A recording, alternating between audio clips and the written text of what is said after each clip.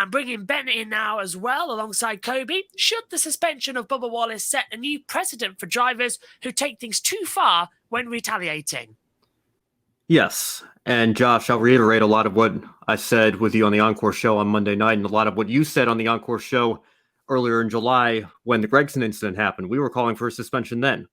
This has nothing to do with coming down harder on Bubba Wallace for whatever reason. This has nothing to do with coming down harder on somebody because they're driving in the Cup Series. This needs to be the precedent going forward for anybody who does something this egregious in any of NASCAR's divisions at all. And I want to point out something that I didn't even realize. I have to be honest and own it here. I was not on the wrap-up show on Sunday, and for the first time in a very long time, I made a conscious decision because of the frustration that I had following the finish of the Charlotte Roval and what was going on with Bubba Wallace's teammate Kurt Busch and his emotional announcement on Saturday. I did not watch a single lap of the Cup Series race live on Sunday as it was unfolding. I made a conscious decision. I just said, I need a week away from this. It's been too emotionally draining, and I need to take a step back. So obviously, with the firestorm that was created when the incident happened, I saw the initial impact in the wreck when Bubba turned Kyle Larson on the straightaway, and I saw the fight.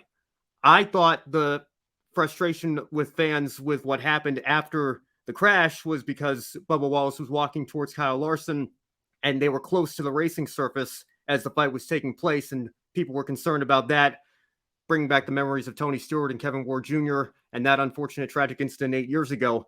I didn't realize that Bubba's car actually came to a stop on the racing surface, and he actually had to walk down across the straightaway on a hot racetrack to then go confront Kyle Larson and instigate the fight. And I think that that just only further makes the incident that much more unacceptable and, like Kobe just said, indefensible. And it's an incredibly, incredibly unfortunate situation for everybody involved.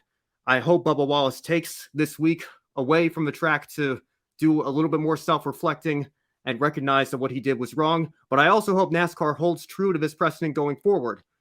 Ty Gibbs, I think that's an incident that I think really got swept under the rug, all things considered. It hasn't blown up like the Bubba Wallace incident or even the Noah Gragson incident did. Somebody could have been really seriously hurt or killed because you're playing games there on pit road.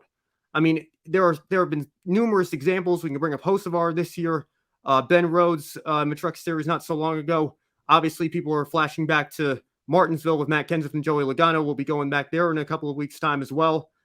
But the new precedent going forward needs to be that if something is this obvious in terms of premeditated intention, whether it's for retaliation or whatever the case may be, to intentionally wreck somebody, particularly in light of the concerns regarding safety of the next-gen cars in the Cup Series, the hammer needs to be put down. A one-race suspension at minimum needs to be set going forward so that we can send a message, particularly to the young drivers who have kind of grown up not knowing a world outside of boys have at it, if you will, that this is not okay, this is not going to be tolerated, and that needs to be the new standard going forward across all of NASCAR's events.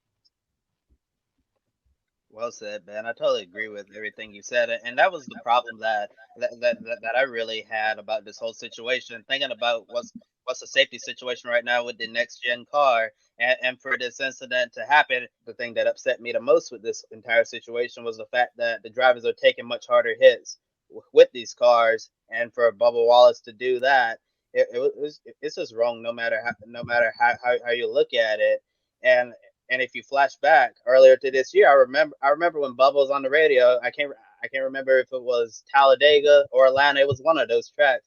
But Bubba was heard on the radio saying, "I don't know if I can take any more of these type of hits." And he obviously took a hit there, getting back at Larson. We're very lucky that nobody was seriously injured in that accident. And I think that's why Steve O'Donnell from NASCAR said that this was a really dangerous act that put other drivers at risk, and they felt that retaliation or wrecking someone in the way that Bubba did definitely crossed the line in this situation. And I absolutely agree that this should be the new precedent moving forward, and NASCAR really needs to make sure that if a driver retaliates in this manner, they need to suspend them. And I look at all of these situations through an objective, unbiased lens.